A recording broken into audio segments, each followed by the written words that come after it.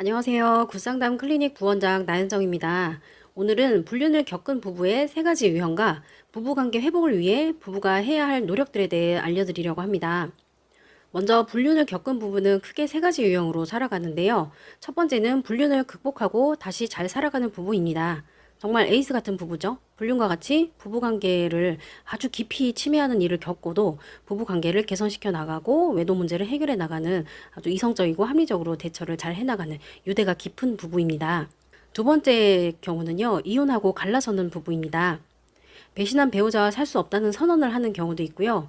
혹은 아이가 있어서 이혼 안 하려고 했지만 결국에는 이혼을 하는 게 낫다라는 결론을 내는 경우입니다. 크게는 두 가지 이유가 있는데 불륜 배우자가 뻔뻔하고 반성할 줄 모르고 심지어 불륜을 지속하고 있다면 이 결혼 생활 의미가 없다라고 해서 이혼을 결심할 수 있고요.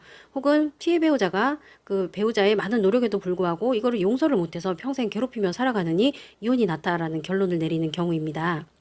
네, 세 번째는 불륜의 상처로 이미 너덜너덜해진 상태로 갈등하며 사는 부부입니다.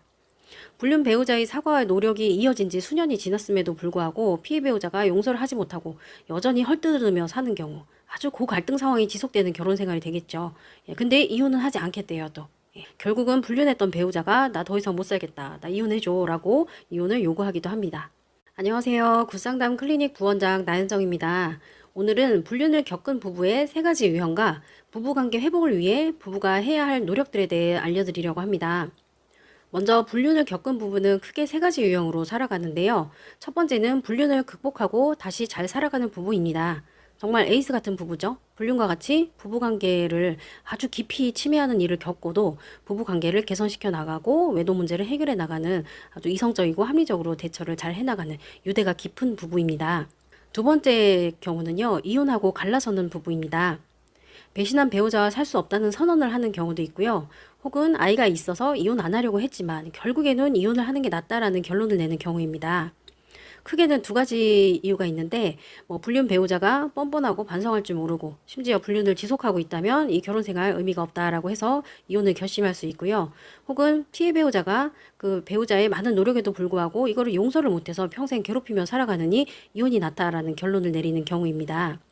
네, 세 번째는 불륜의 상처로 이미 너덜너덜해진 상태로 갈등하며 사는 부부입니다. 불륜 배우자의 사과와 노력이 이어진 지 수년이 지났음에도 불구하고 피해 배우자가 용서를 하지 못하고 여전히 헐뜯으며 사는 경우 아주 고갈등 상황이 지속되는 결혼 생활이 되겠죠. 근데 이혼은 하지 않겠대요, 또. 결국은 불륜했던 배우자가 나 더 이상 못 살겠다, 나 이혼해줘 라고 이혼을 요구하기도 합니다.